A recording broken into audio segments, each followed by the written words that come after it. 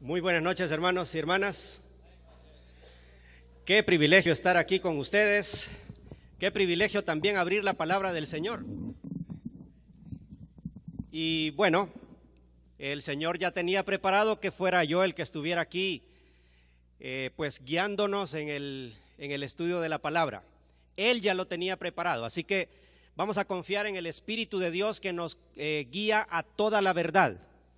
Y vamos a confiar en el Señor de que este va a ser un tiempo de desafíos y va a ser un tiempo de reflexión profunda en nuestro trabajo en la iglesia. Y como ustedes ya pueden ver allá, de entrada ya estamos usando una palabra que no usamos mucho, la palabra revitalización. Y yo le estoy poniendo ahí la frase el principio olvidado. Y en realidad esta palabra casi no la usamos en nuestro lenguaje. Usamos bastante la palabra evangelización. Usamos mucho la palabra discipulado. Usamos las palabras, no significa que evangelicemos o que discipulemos, pero sí usamos las palabras y las usamos muy a menudo. Siempre andamos buscando un buen material de discipulado, ¿verdad? Siempre estamos tratando de programar los mejores talleres de evangelismo que podamos programar. Hoy en día se ha puesto de moda también la plantación de iglesias, pero casi nadie habla de revitalización. ¿Y qué es eso? ¿Con qué se come? ¿Dónde se consigue? ¿Cómo se cocina? Bueno, pues vamos a hablar un poco acerca de eso. La primera parte de esta charla, de esta reflexión, tiene que ver con distintas cuestiones que no tienen que ver con la Biblia, pero que no por eso no son importantes. Son menos importantes que la palabra de Dios, pero por supuesto que sí. Pero también van a complementar nuestra reflexión en la palabra de Dios. Yo quiero presentarles en esta noche, y ténganme un poco de paciencia, porque ya vamos a definir qué significa eso de revitalización. Pero primero, esta noche quiero que hablemos sobre 3 razones por las que es necesario revitalizar la iglesia. Cualquier iglesia. Cualquier iglesia. Y tal vez usted está diciendo, sí, pero eso se refiere a iglesias que tal vez andan mal, que ya se están muriendo, que están a punto de cerrarse. Pues no. Cualquier iglesia necesita ser revitalizada. Toda iglesia necesita ser revitalizada. Entonces veremos una razón natural, otra razón contextual, y por último, para preparar el camino, tendremos una razón bíblica. Entonces tendremos primero una razón natural. La naturaleza nos enseña que hay que revitalizar las iglesias y los organismos. Segundo, veremos una razón contextual, es decir, el contexto, América Latina, Centroamérica, específicamente Honduras, nos requiere que nuestras iglesias sean revitalizadas. Y en tercer lugar, veremos cómo la Biblia también nos enseña que las iglesias necesitan ser revitalizadas. De hecho, creo que todas nuestras iglesias deberían tener un programa de revitalización de la iglesia. Eso lo veremos un poco más adelante. Entonces, comencemos con las razones. ¿Cuántas son las razones? Dijimos 3 razones para revitalizar la iglesia. La primera de ellas viene de la naturaleza.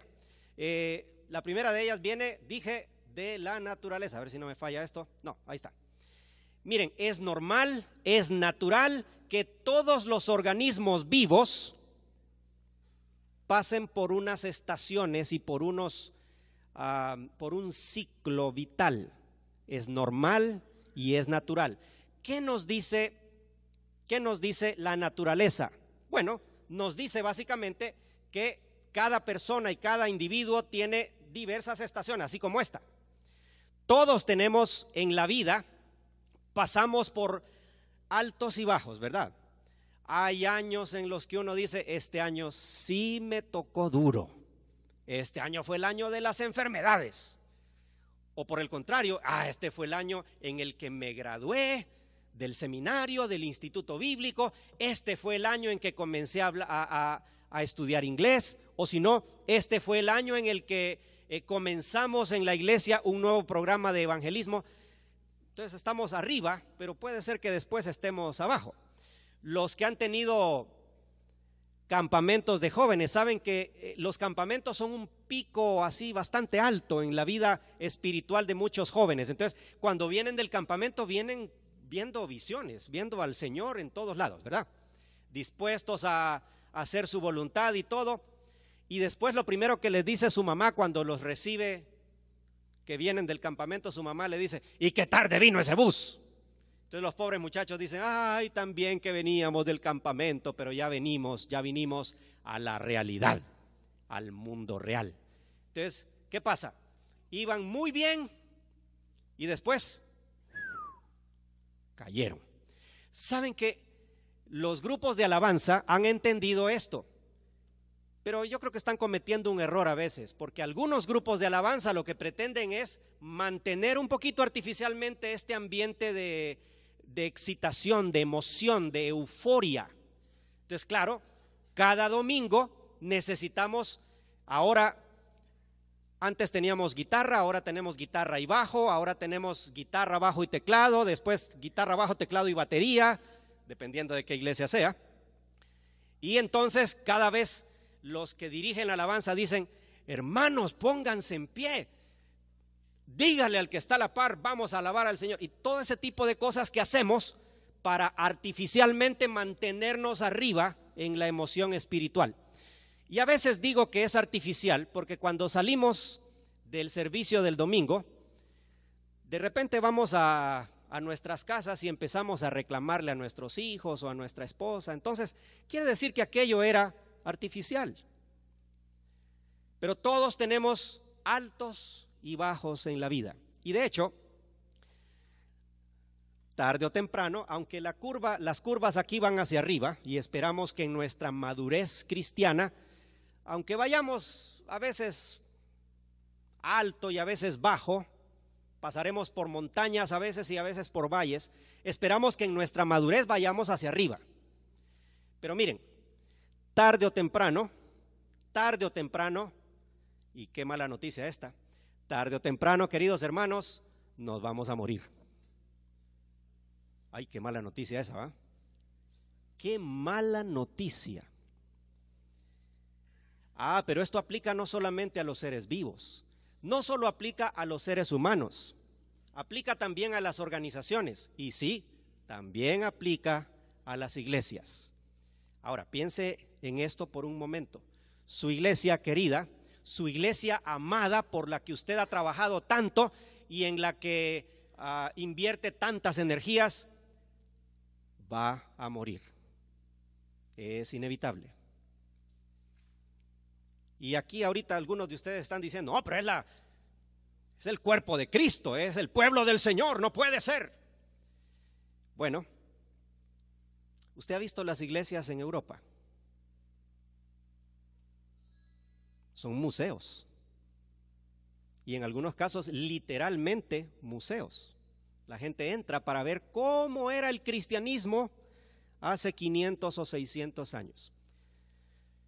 Vi una noticia el otro día que hay una iglesia en Holanda, una iglesia reformada. Estamos hablando de una iglesia evangélica, no estamos hablando de una iglesia, sí, que la religión, dice usted. No. Estoy hablando de una iglesia evangélica que hace un par de años tomó la decisión de regalar todas las cosas que tenía, bancas y copitas de la cena del Señor, todos sus utensilios, a una iglesia en República Dominicana.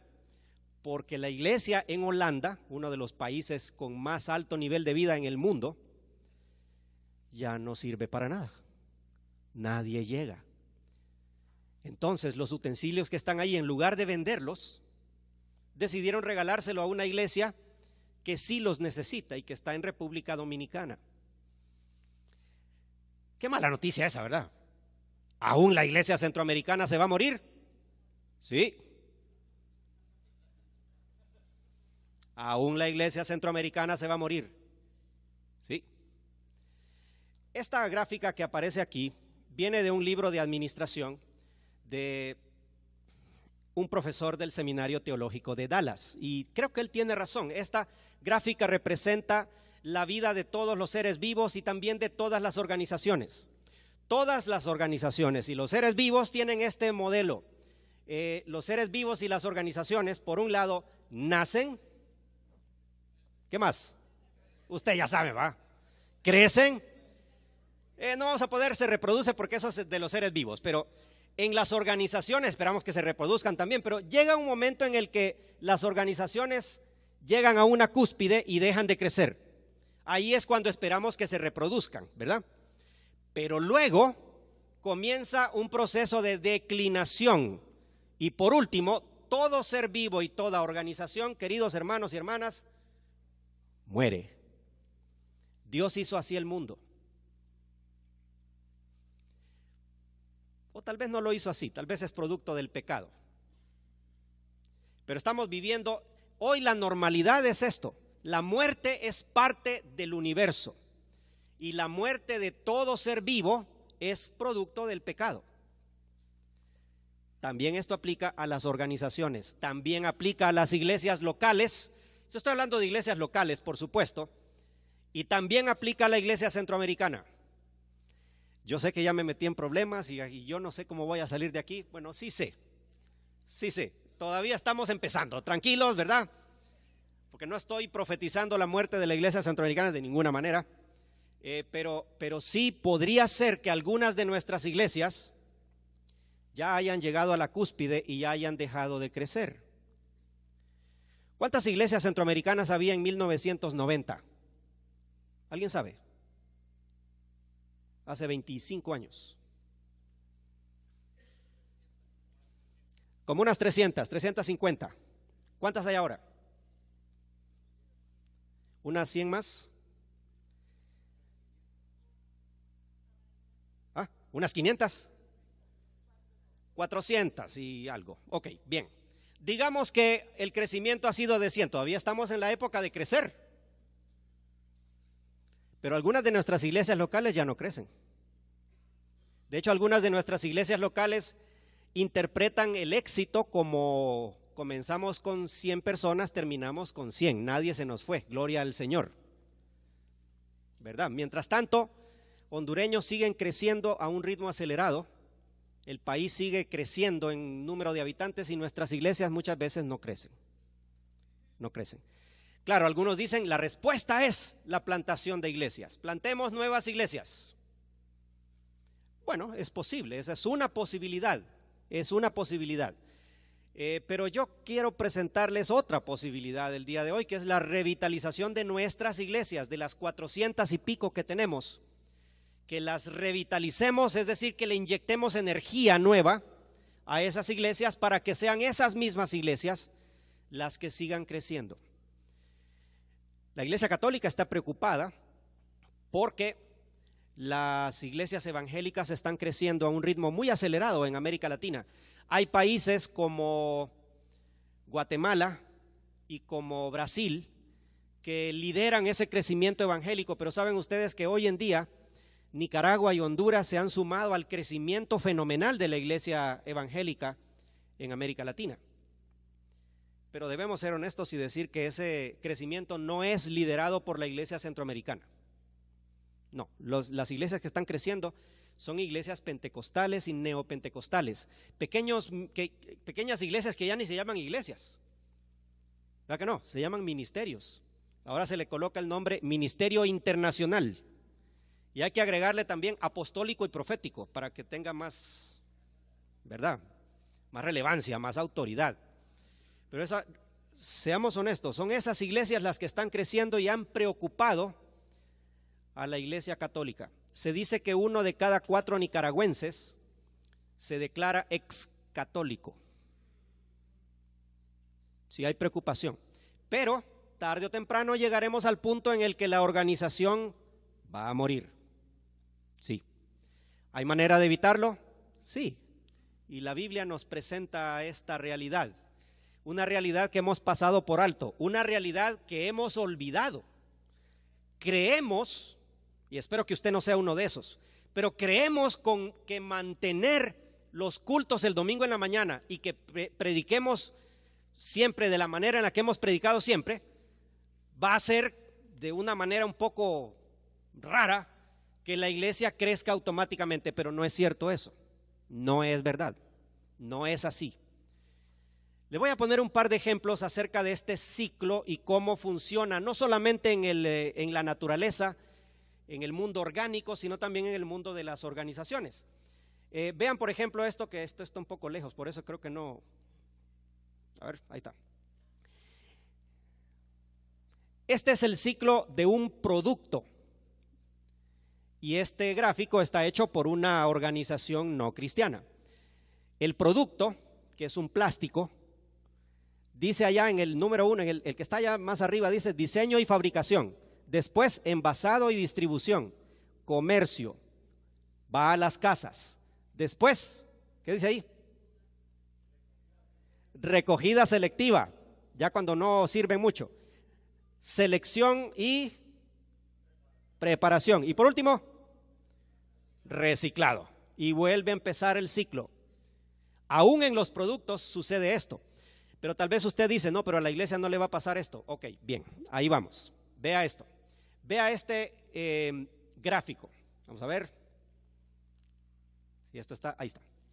Crecimiento evangélico durante el gran avivamiento en Inglaterra de 1740 a 1850, un poco más de 100 años, liderados por Juan Wesley y por un ejército de evangelistas, un ejército de creyentes que enarbolaban la bandera del evangelio, de la transformación social. Así que el crecimiento iba, miren ustedes, es una curva, una línea recta, así un crecimiento fenomenal. Pero a mediados del siglo XIX, lo que pasó en Inglaterra fue lo siguiente. Las iglesias en Inglaterra comenzaron a descender. De 1850 al año 2010, esto pasó en Inglaterra. O sea, de estar cerca del 40% de la población siendo creyente, hoy en día muchos en Inglaterra estamos ya cerca del 5% de la población. Entre el 8 y el 10% de ingleses dicen ir a la iglesia regularmente. Apenas entre el 8 y el 10%. La iglesia fundada por el famoso Guillermo Carey, que ustedes han escuchado, el padre de las misiones modernas, es hoy una mezquita musulmana. El mismo edificio, la iglesia se murió. Y se murió porque no se hizo nada para evitar su muerte. Es decir, en otras palabras, hermanos, si usted dice, no, pero lo que yo he estado haciendo hasta ahora es suficiente. Mire, si lo que está haciendo hasta ahora, usted lo sigue haciendo en el futuro, no espere resultados distintos, va a permanecer o tal vez ya está declinando. Y lo que pasó en Inglaterra fue que se comenzaron a adoptar ciertas doctrinas, se dudaba de la inspiración de la Biblia, se adoptó la teoría de la evolución y eso hizo, ¿se acuerdan de la curva? ¿Va? ¿Ven cómo la curva sucedió en el cristianismo de Inglaterra? Esa curva podría estar pasando en algunas de nuestras iglesias locales o podría estar pasando en Asieca como organización. Pero si no está pasando todavía, va a pasar. Es inevitable si no hacemos algo para evitarlo. Claro, ahí es donde está el punto. Ok, bien. Esa fue la razón natural por la cual necesitamos inyectarle nueva vida a nuestras iglesias. La segunda es una razón contextual. ¿Cómo está la iglesia el día de hoy en el mundo y específicamente en América Latina? Miren, por ejemplo, estos datos, los primeros son de los Estados Unidos. Vean estos datos. Entre el 80 y el 85% de las iglesias de los Estados Unidos están estancadas en la cúspide, o sea, uno diría en la cúspide, o sea, no hay nada mejor que hacer. No, lo de la cúspide significa que ya no crecen, ya llegaron hasta donde iban a llegar, ya llegaron a la meseta, así se le llama en el libro de Malthus, la meseta, y como estamos en la meseta, aquí en el altiplano en Ciguatepeque, está bien, ¿va? Porque aquí para abajo vamos para San Pedro, entonces la curva. Ok, Comayagua. Sí, ahí nomasito, ¿verdad? Hay algunas iglesias que ya están llegando a Comayagua a propósito. Pero miren, este No parece cierto, ¿verdad? Pero es verdad. Cuando uno ve las iglesias por televisión, esas iglesias famosas de los Estados Unidos como la iglesia de Lakewood en Houston, por ejemplo, uno dice, no, la iglesia está vibrante. No, no es cierto. De hecho, la iglesia en Lakewood tiene problemas doctrinales bastante graves, así que no nos alegremos de que la tremenda iglesia grandota esa. Pero tampoco es el fenómeno, eso no es lo normal en Estados Unidos. El tamaño promedio de una iglesia en Estados Unidos es entre 80 y 100. No se confunda. No se confunda. Y los norteamericanos que están aquí entre nosotros saben que la mayoría de esas iglesias, de las iglesias digo bíblicas, de las liberales no hablemos, pero de las bíblicas, cada vez hay más ancianos y menos jóvenes. Así que esta es una cifra real. Y la otra cifra que está aquí, que tiene que ver con Estados Unidos, es esta. Estoy un poco lejos. Ahí está. Entre 3.500 a 4.000 iglesias cierran sus puertas cada año en Estados Unidos. Y ahí está la fuente. Increíble, ¿no? Claro, a la vez hay que decir que en América Latina, en Asia y en África, el fenómeno es un poco distinto. Las iglesias están creciendo. Pero vean las siguientes cifras que son de América Latina. Vamos a ver, ahí está.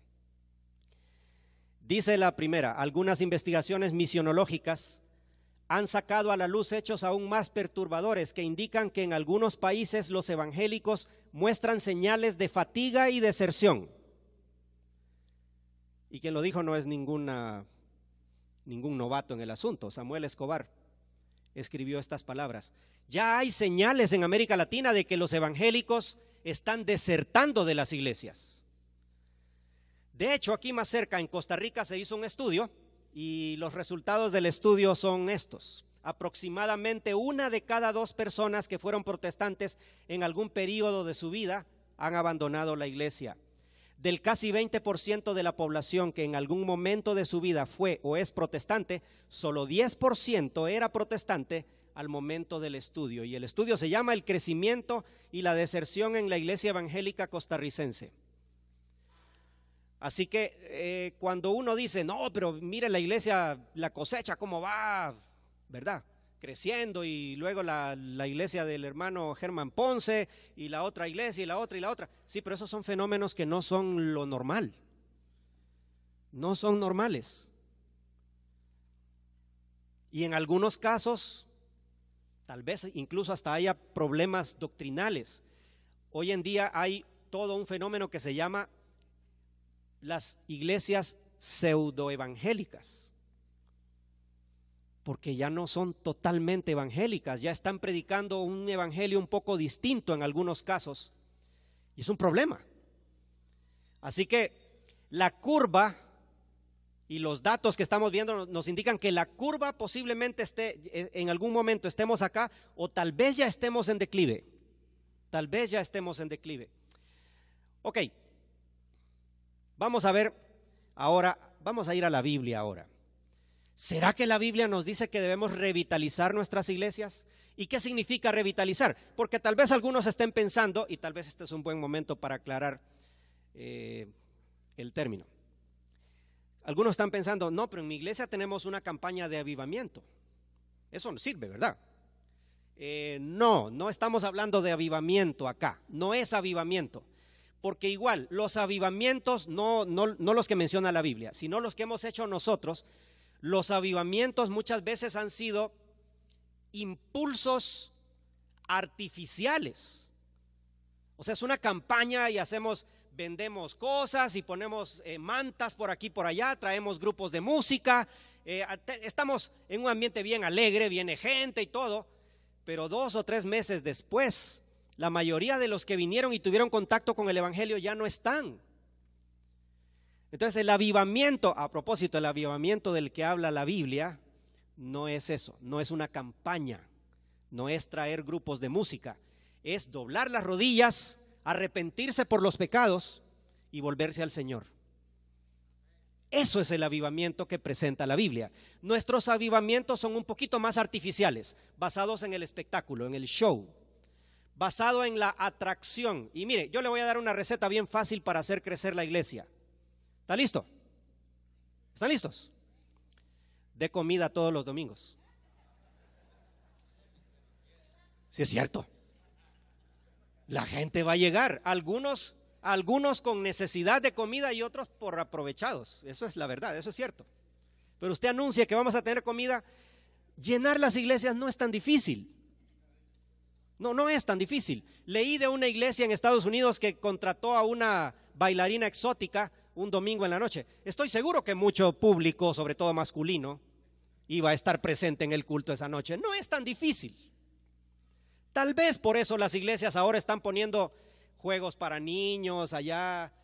Hoy casi son iglesias mall, ¿verdad? Porque la idea ha sido atraer clientes, pero esa no es la idea. Esa no es la idea. Vamos a ir a la Biblia y ¿saben qué? Vamos a ver solamente los viajes del apóstol Pablo, porque si no se nos puede complicar demasiado. Hay demasiados textos en la Biblia que tratan sobre estos temas, pero si vamos a los viajes misioneros del apóstol Pablo, el primero, segundo y tercer viaje misionero que están entre Hechos capítulo 13 y Hechos capítulo 20 o 21, entonces veremos cuáles fueron las estrategias que Pablo utilizó, cuáles fueron las actividades que Pablo hizo en el cumplimiento de la gran comisión. Veamos. En primer lugar, por supuesto, y me van a ayudar a leer los textos, por favor. Esta tenía que ir después, así que lo vamos a dejar después, pero tenía que aparecer primero correcto.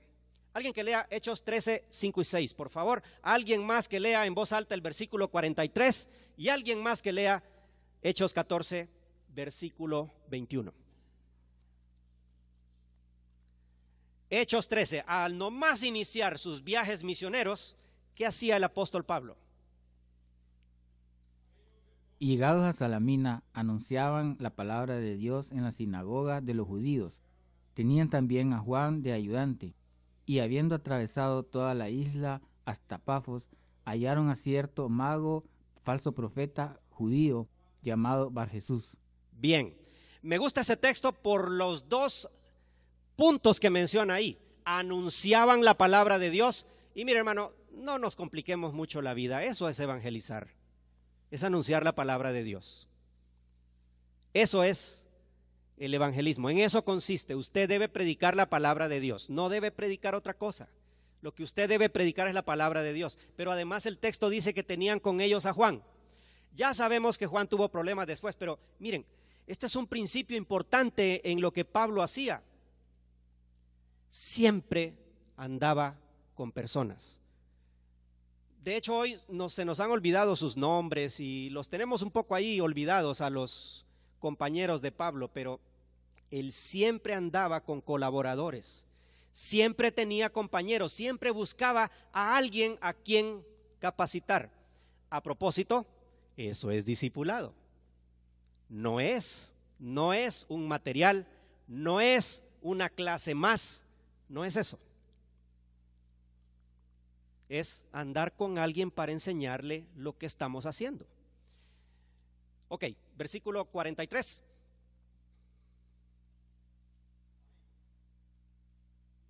Y despedida la congregación, muchos de los judíos y de los prosélitos piadosos siguieron a Pablo y a Bernabé, quienes hablándoles les persuadían a que perseverasen en la gracia de Dios.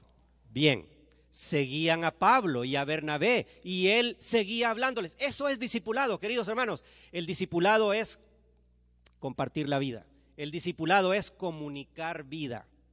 Y le tengo una mala noticia, y es buena o es mala dependiendo de cómo lo manejemos. Pero las personas que trabajan con nosotros van a adoptar nuestro estilo de trabajo, van a adoptar nuestra filosofía de vida, incluso van a adoptar nuestros manerismos y nuestra manera de hablar, nuestros ademanes. Sí. La primera vez que yo fui a Guatemala y que fui a la iglesia Nazaret y conocí al primo de Dani, David Villatoro, yo no lo podía creer. Yo a David yo no lo conocía hasta que lo escuché predicar en la iglesia Nazaret.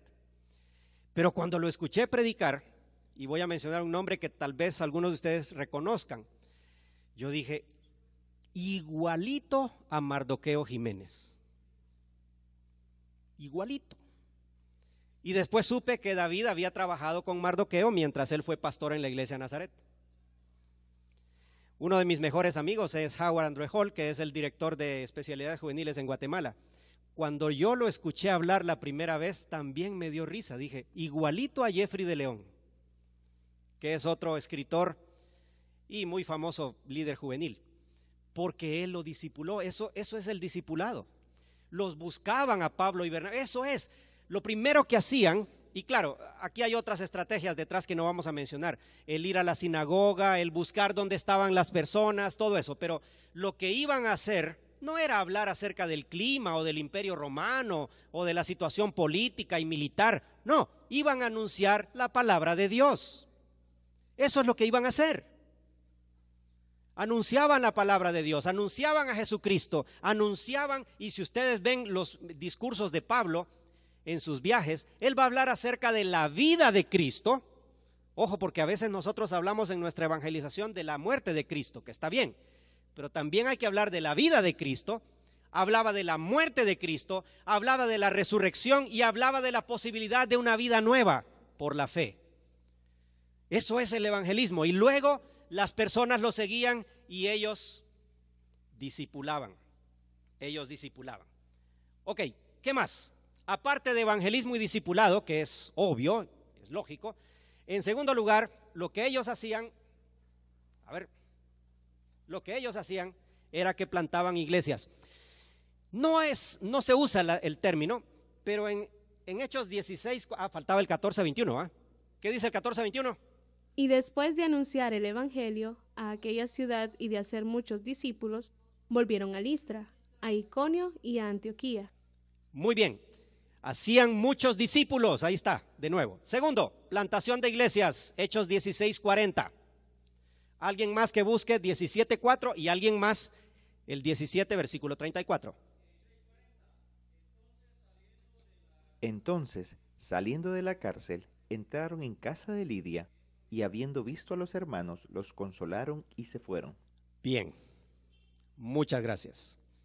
Miren, ese capítulo 16 de Hechos es un capítulo muy agitado, muy emocionante. Hay milagros, están en la cárcel, viene un terremoto y ahí es donde aparece el carcelero diciendo, ¿qué haré para ser salvo? En medio de toda esa agitación, a uno se le olvida que comenzó la iglesia en Filipos, allí en el capítulo 16. ¿Cómo lo sabemos? Porque antes de irse de Filipos, dice el texto que leyó el hermano, pasó viendo a los hermanos. Los consoló y se fue. Ya había hermanos en Filipos, reuniéndose posiblemente en casa de Lidia. Ya había plantado una iglesia ahí. Filipos fue iniciada por el ministerio del apóstol Pablo. 17:4. Y algunos de ellos creyeron y se juntaron con Pablo y con Silas, y de los griegos piadosos gran número, y mujeres nobles no pocas. Muy bien. Esto ya no es en Filipos. ¿Dónde es esto?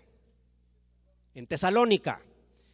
Y de nuevo el texto dice que muchos creyeron y se juntaron con él, que es una frase que aparece varias veces y que significa que ya comenzó un grupo.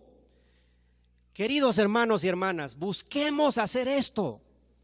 Busquemos hacer esto. La mayoría de las iglesias, no la mayoría, pero muchas iglesias son iniciadas por una división, ¿verdad? Tristemente, pero ni modo, así es la historia de la iglesia. Algunos han dicho que la historia de la iglesia es un registro de cuántas veces se ha dividido el cristianismo a lo largo de los siglos. Ni modo, así ha sido, ¿verdad? Tengo un amigo que dice, bueno, hay tantas abominaciones, dice, en vez de denominaciones, y empieza a ponerle nombres ahí a los pobres bautristes, ¿verdad? Pentecostales, refrigerianos, y a nosotros nos dicen cerradoamericanos. Y la verdad es que a veces parece que no es el diablo el enemigo, parece que el enemigo es el pastor de la iglesia de aquí a 2 cuadras, ¿verdad? Y ese no es el enemigo, hermanos. El enemigo es Satanás, el diablo. Él es el enemigo.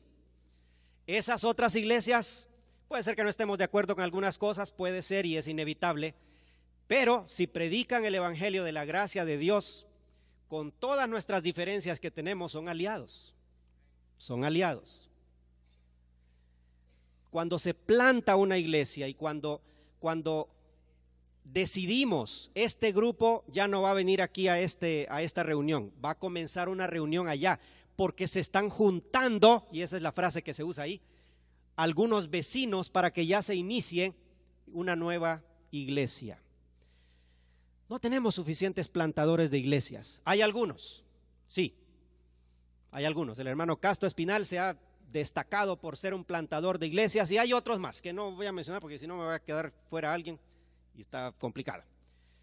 Pero yo creo que cada una de nuestras iglesias debería pensar en esto, cómo hacer para que vecinos se junten y empecemos a predicar el evangelio de la gracia de Dios y a ser discípulos.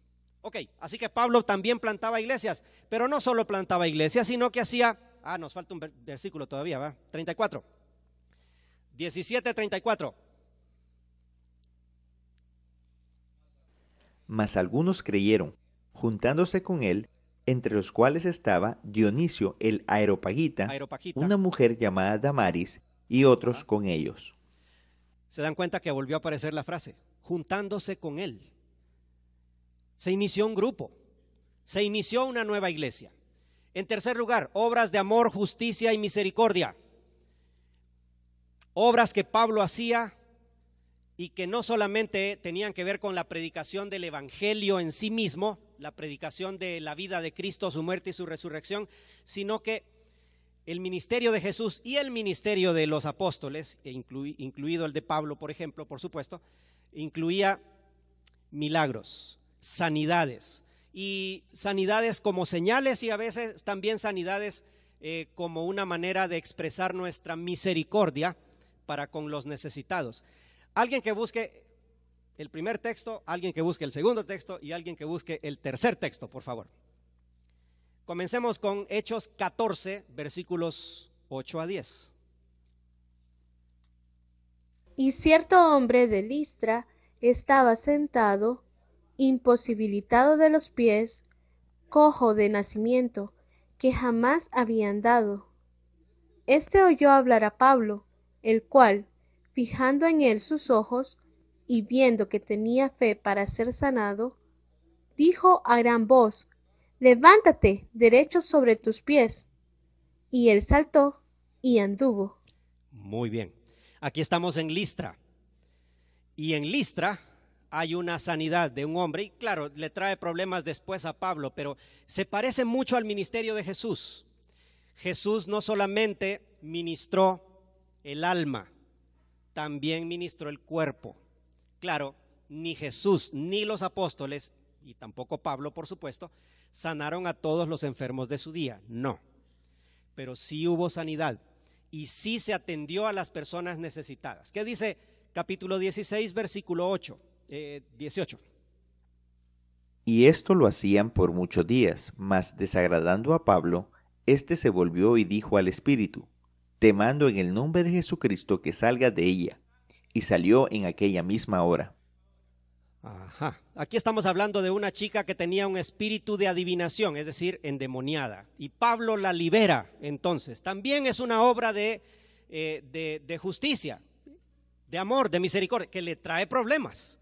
Le trae problemas porque les arruina el negocio a aquellos que la utilizaban para anunciar falsas profecías. Pero Pablo lo hace.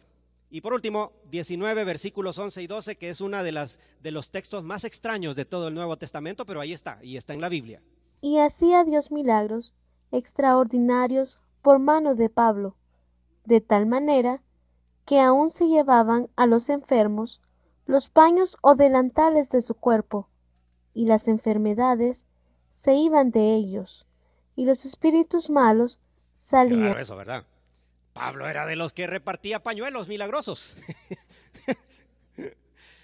Ahora, tenemos que tomar en cuenta algo. Mañana en la noche vamos a hablar de Éfeso específicamente, pero Éfeso era una ciudad con mucha superstición y con mucha hechicería de por medio. Así que Dios hace milagros extraordinarios, anormales, vamos a llamarles así, aunque todo milagro por naturaleza tiene que ser anormal, si no, no sería milagro. Pero este milagro extraño, raro, que no vuelve a aparecer en el Nuevo Testamento, aparece aquí en Éfeso. Pero ¿no ven ustedes que Pablo está predicando el evangelio, está haciendo discípulos, está iniciando iglesias, por supuesto, pero también está haciendo obras de amor para con el prójimo? Nuestras iglesias son famosas por su doctrina, pero a veces no son famosas por sus obras. Y déjenme decirles algo, los evangélicos deberíamos ser los expertos en buenas obras, porque nosotros sí sabemos qué lugar ocupan las buenas obras. Fuimos creados para buenas obras, eso dice Efesios. Así que la razón por la que nuestras iglesias existen es predicar el evangelio y hacer buenas obras, las cuales Dios preparó de antemano para que anduviésemos en ellas. Así que Pablo también hace milagros, libera personas endemoniadas. No necesariamente hoy usted tiene que decir: en el nombre de Jesucristo de Nazaret te ordeno que hagas tal cosa. Pero queridos hermanos, quiero decirles algo. No oramos mucho por los enfermos nosotros, ¿verdad?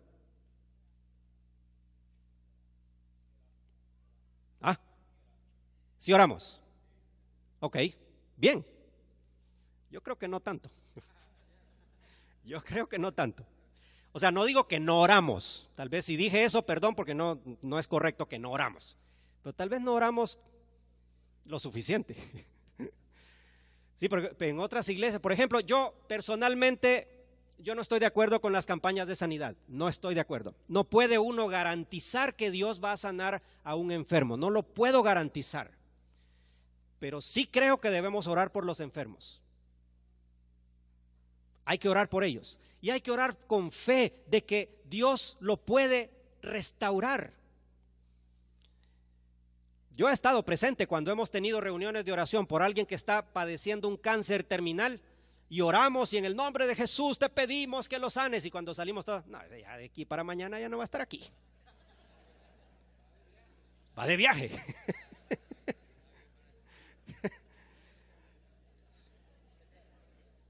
Claro, de acuerdo que hay algunos extremos en los que se hacen ciertas cosas extravagantes, estrafalarias, de acuerdo, sí, pero mostrémosle a los no creyentes y a los hermanos también lo que significa el amor, la fe que le tenemos a las personas enfermas, necesitadas, los olvidados por la sociedad. Obras de amor, justicia y misericordia. También Pablo desarrolló y distribuyó líderes. Siempre, donde quiera que andaba, vamos a leer dos de estos pasajes. Hechos 14:23 y luego 15:40. Si alguien quisiera leer esos dos pasajes, por favor. 14:23, comencemos por ahí.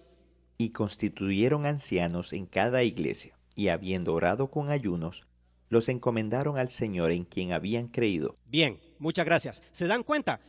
Pablo no solamente establecía iglesias, sino que dejaba ancianos, establecía líderes. Más adelante a Tito lo deja en Creta, dice la carta de Pablo a Tito: por esta causa te dejé en Creta para que establecieses ancianos, corrigiese la deficiencia y establecieses ancianos en cada ciudad. Es importante para Pablo establecer dirigentes en cada ocasión en la que él se movía. Y luego capítulo 15, versículo 40. Y Pablo, escogiendo a Silas, salió encomendado por los hermanos a la gracia del Señor. Bien, escogiendo a Silas. Sí, después de una discusión ahí entre Pablo y Bernabé, Pablo escoge a Silas. Y a propósito, fue enviado por los hermanos a la gracia de Dios, encomendado a la gracia del Señor. Quiere decir esto que Pablo no se fue amargado, ni tampoco Bernabé, a propósito. No iban amargados ninguno de los dos. Pablo dice: ok, no puedo llevar a Bernabé, ahora hay que buscar a otro.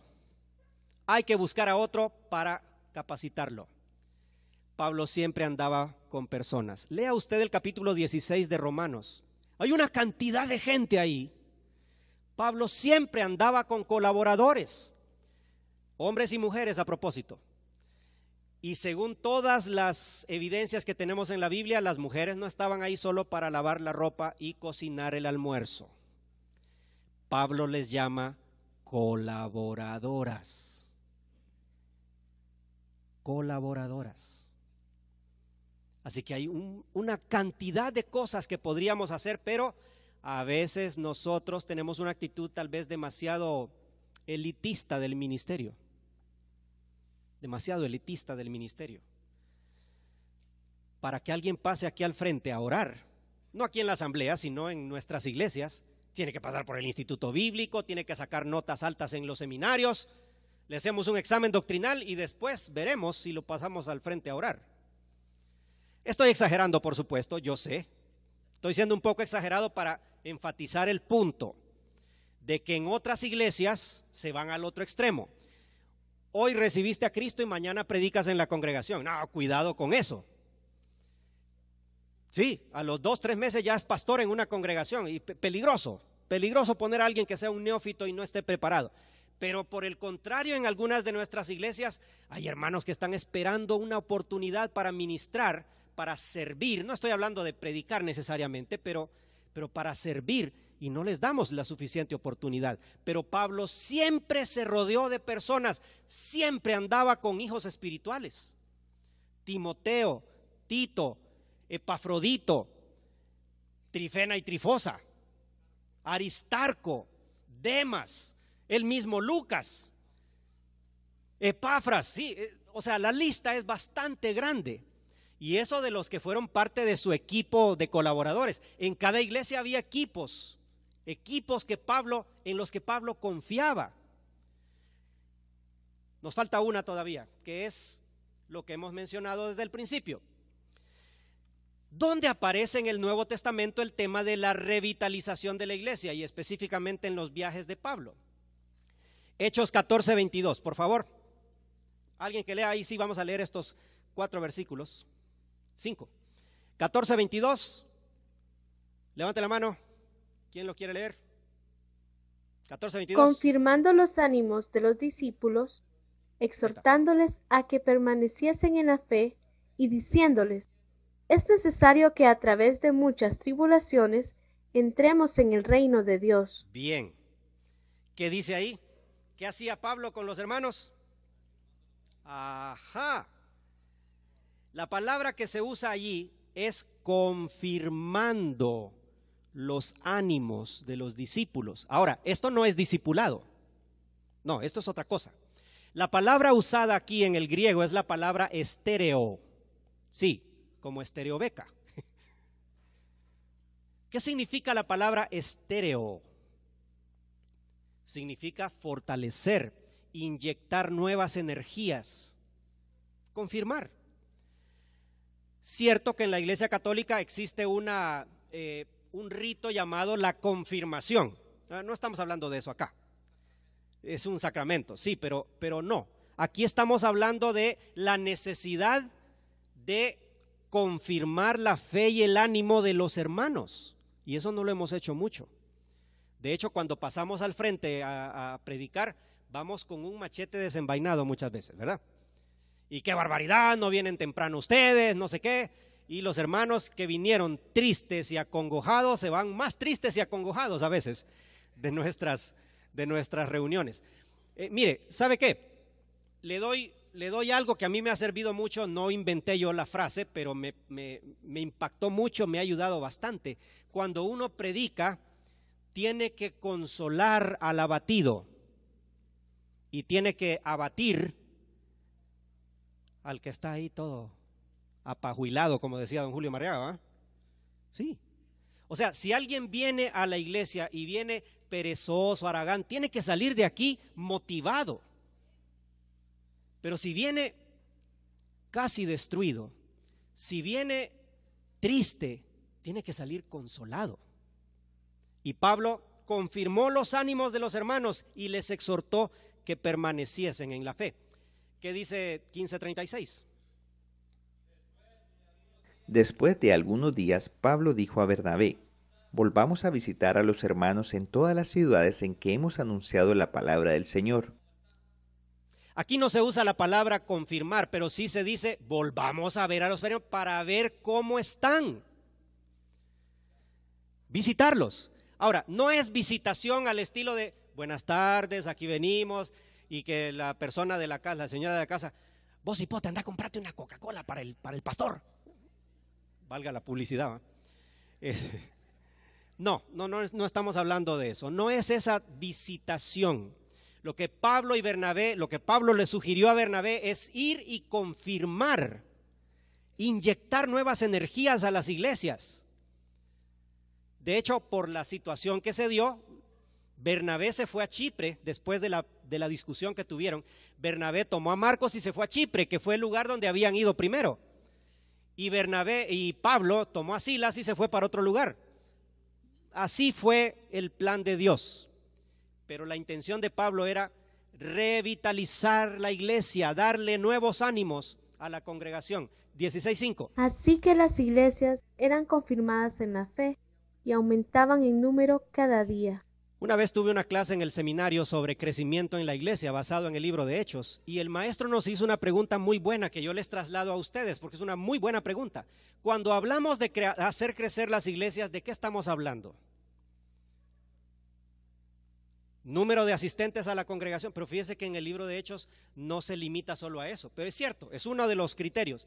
Pero en el libro de Hechos crece las iglesias, crecen espiritualmente, crece el número de iglesias.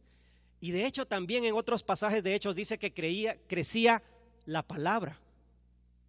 La palabra crecía, o sea, cuando predicamos el evangelio también ahí hay crecimiento de la iglesia. No solamente cuando vienen 10 o 20 más. ¿Me explico? Y allí dice, las iglesias eran confirmadas, 16:40. Entonces, saliendo de la cárcel, entraron en casa de Lidia, y habiendo visto a los hermanos, los consolaron y se fueron. Bueno, ya habíamos leído ese texto, leamos el 18:23. 18:23. Pero lo que estamos viendo aquí es que Pablo no solamente planta la iglesia, no solamente establece a los líderes, sino que después de un tiempo vuelve donde ellos a ver cómo están para reforzar su fe, para reforzar sus ánimos. Y eso es lo que a veces no hemos hecho en nuestras congregaciones. 18:23. Y después de estar ahí algún tiempo, salió, recorriendo por orden la región de Galacia y Frigia, confirmando a todos los discípulos. Confirmando a todos los discípulos. Recorrió por orden todos los lugares donde habían dado, confirmando a los discípulos. Queridos hermanos y hermanas, creo que a algunas de nuestras congregaciones les falta confirmación. ¿Qué significa eso? No significa que necesitamos hacer un culto de avivamiento. Tampoco significa comenzar un nuevo programa de discipulado. Significa eso y más. Significa volver a las bases. Significa recordarles el evangelio, por ejemplo. Significa recordarles por qué estamos aquí. Significa recordarles la gran comisión. Significa recordarles el gran mandamiento de amar al Señor sobre todas las cosas y al prójimo como a sí mismo. Significa que nuestros hermanos necesitan recordar una vez más a Jesucristo. Una de las principales herramientas para hacer esto debería ser la cena del Señor. ¿Se dan cuenta que no dije la Santa Cena? Porque la frase no aparece en la Biblia. No creo que sea santa, no lo creo. La Biblia dice la mesa del Señor o la cena del Señor. Un tiempo de comunión, un tiempo para recordar a Jesucristo, un tiempo para confirmar nuestra fe, para seguir hacia adelante y para renovar nuestras fuerzas y nuestro ánimo. Ok, yo creo que esto era lo que Pablo hacía en todos sus viajes misioneros. Ahora, terminemos. Volvamos a esta famosa curva. ¿Y entonces qué va a pasar? ¿Se va a acabar la iglesia centroamericana? Bueno, el autor Aubrey Malphurs dice, y él está hablando de la iglesia también, pero menciona a todas las organizaciones. La manera de evitar llegar hasta abajo en la curva y que muramos es esta. Si me quiere aparecer aquí, ahí está. Eso es lo que debemos hacer. Iniciar una nueva curva cuando estamos bien. O sea, si empezamos cuando ya vamos cayendo, es muy tarde ya es tarde.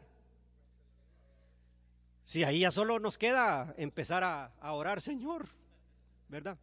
Que podamos vender el terreno, Padre. Ahora, él señala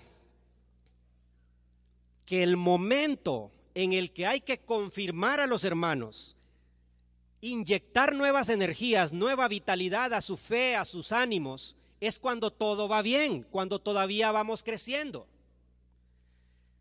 ¿Cuál es el problema? A ver, ¿por qué no hacemos eso? Porque vamos creciendo. Nadie ve la necesidad de inventar otra cosa. Es que tiene unos alfileres aquí. Sí, pero querido hermano y querida hermana, si su congregación está creciendo, es momento de iniciar una nueva curva. Eso puede significar, por ejemplo, crear una nueva congregación, plantar una nueva iglesia con nuevas energías. Que este hermano ahorita que este hermano está emocionado, ahorita hay que nombrarlo copastor de la iglesia. No, tal vez sea tiempo, tal vez, depende del caso, de nombrarlo pastor de otra congregación y que él comience una nueva curva allá. ¿Me explico? Si nosotros ahorita, nuestro grupo de jóvenes es dinámico y está atrayendo con fútbol o con básquetbol o con juegos a algunos vecinos, pues es hora de iniciar una nueva curva. ¿Qué quiere decir eso? Quiere decir tal vez inventar otra cosa. Tal vez el culto habrá que añadirle otro culto después de los partidos de fútbol. Podría ser. Es buscar estrategias. Ahora, claro, esta nueva curva implica eso, implica creatividad para buscar estrategias y decir, algún día yo me voy a morir. No tiene que ser así. No tiene que morir mi iglesia, pero sí va a morir si no aprendemos a detectar las señales de la muerte. Y déjenme terminar con esto, fíjense bien. Voy a pedirles que me mencionen algunos síntomas de muerte en una iglesia. Cuando una iglesia se está muriendo o ya va en el camino así para abajo, ¿cuáles son las señales de que esa iglesia se está muriendo? Nadie acepta a Cristo. Poca asistencia. ¿Perdón? Monotonía, deserción, muy bien. Pleitos, ajá. Los líderes casi no se congregan. ¿Será? No, todos los líderes se congregan, hermano. No hable mal. No, es cierto, tiene razón. Ya no tienen pastor, ¿será? Bueno, puede ser. O tal vez el pastor es el que está metiéndole el veneno a la iglesia. Podría ser. Pero es cierto. Miren, voy a mencionarles esto. Los que ustedes han mencionado son excelentes, pero voy a mencionarles algunos, no las voy a comentar mucho. Falta de crecimiento, que ustedes ya mencionaron. Desorientación, cuando una persona se está muriendo no sabe dónde está, ¿verdad? Ni qué hace, ni dónde va. Así son las iglesias también, no saben para dónde van, ni qué quieren. Expertos en lo secundario, me encantó esto, fíjense. Expertos en lo secundario y lo principal. Hay iglesias que se están muriendo y que están peleando por la hora de inicio del culto. Pero eso no es principal. Nos volvemos expertos en lo secundario y torpes en lo principal. Cuando lo principal es, ¿se acuerdan cuando los fariseos acusaron a Jesús de que sus discípulos comían sin lavarse las manos? Y Jesús dice, eso no es lo más importante es el corazón, y ustedes, su corazón está lejos de Dios. Lean todo el pasaje de Marcos capítulo 7, Jesús es muy duro con los fariseos en ese pasaje, acusándolos de ser expertos en lo secundario y muy torpes con lo principal. Y luego, otro síntoma de muerte es que no hay renovación. ¿Sabían ustedes que el cuerpo humano se renueva cada 9 años? Las células del cuerpo se renuevan, es decir, el cuerpo que usted tiene ahorita se renovó hace 9 años, no era el mismo cuerpo. Las células se renuevan. Claro, el proceso no es 100% eficiente, por eso es que nos vamos desgastando y vamos a morir algún día. Perdón, lo rutinario, cierto, sí. Como no hay renovación, no vemos que hay nuevas cosas. Y miren, ustedes lo pueden ver en los negocios en su pueblo o en su ciudad. Usted dice, uy, esto ya nadie viene aquí a comprar. Pronto van a cerrar este lugar. Miren, no voy a mencionar el nombre del negocio, pero hay un negocio de esos que pone todo al 50% a final del año, ¿verdad? Ya saben ustedes más o menos. ¿Saben cómo empezaron esos negocios? Allá en San Pedro Sula, en la Tercera Avenida, todavía estaba una tiendita pequeña que vendía lámparas y cosas. Se renovaron y ahora son corporaciones multinacionales gigantescas. ¿Significa eso que tenemos que crear nuevos edificios? No estamos hablando de eso. Estamos hablando de sentémonos a pensar cómo renovamos nuestras congregaciones. Y el que se está muriendo necesita ayuda. No puede ni con lo más básico. No puede comer solito, no puede bañarse, no puede vestirse. Necesita ayuda. Así que algunas de nuestras congregaciones son un poco así. No puede con las funciones más básicas de su iglesia. Necesita ayuda, que alguien venga, ¿verdad? Y a veces hasta decimos, ¿no conocerá usted algún grupo de los Estados Unidos que nos pueda venir a ayudar? Es señal de muerte, hermano. Es señal de muerte. Porque no podemos solitos, no podemos solos. No es que no agradezcamos la ayuda, no. Sí, pero tenemos que poder solos, si no nos estamos muriendo. ¿Qué hacemos? Con esto termino. ¿Qué hacemos entonces? Mire, primero, hay que enfocarse en el desarrollo de las personas, no en los programas. El crecimiento de la iglesia es crecimiento de personas. No es crecimiento de programas. Lo más importante no son los programas son el medio para hacer desarrollar personas. Este edificio es un medio para que ustedes puedan tener un excelente lugar con buena acústica y todo, suficientemente amplio para poder desarrollarlos a ustedes. Pero ustedes son la causa, no el edificio en sí. Segundo, y a veces a propósito estamos más interesados en los equipos de sonido y en los instrumentos musicales y en el data show y todo eso que en las personas, y eso no está bien. Segundo, hay que volvernos expertos en lo principal, y lo principal está ahí: Mateo 28, la gran comisión; Marcos 12:30, el gran mandamiento: ir y hacer discípulos y amar a Dios sobre todas las cosas. Eso es lo principal y usted tiene que ser experto en eso, no en lo secundario. Tercero, hay que renovar los métodos. Lucas Leis dice, no, y estoy de acuerdo, no existe ningún método sagrado. Los métodos se pueden cambiar. Todos los métodos se pueden cambiar. La cena del Señor es un método en un sentido, pero ese es un principio, es una ordenanza bíblica. Pero el método puede cambiar. No necesitamos hacerlo, pasen todos aquí, hagamos una rueda todos los domingos, todos los meses. No, podemos hacerlo de forma distinta. A veces se han puesto 5, 6, 7 mesas, eso lo han hecho aquí en la Betel, 5, 6, 7 mesas y 7, 8 personas en cada mesa, y una persona dirige la cena del Señor, de los ancianos y del pastor en cada mesa. Eso se puede hacer, son métodos nada más. Renovemos los métodos, queridos hermanos, manteniendo la esencia de la iglesia. Ok, y el último, confirme la fe, la esperanza y el amor. Esto lo mencionan las cartas del Nuevo Testamento una y otra vez. Cuando Pablo habla de iglesias maduras, habla de estos 3 aspectos: fe, esperanza y amor. Seamos expertos en esto y confirmemos la fe de los hermanos. Démosles esperanza a los que no la tienen y amémonos los unos a los otros como el Señor nos ha amado. Que el Señor nos ayude en esta tarea. Mañana vamos a hablar de un ejemplo en el Nuevo Testamento de cómo manejaron un conflicto, porque también hay conflictos en la iglesia. No se lo pierdan, mañana en la noche hablaremos del libro de Efesios también. Muchísimas gracias, que el Señor les bendiga.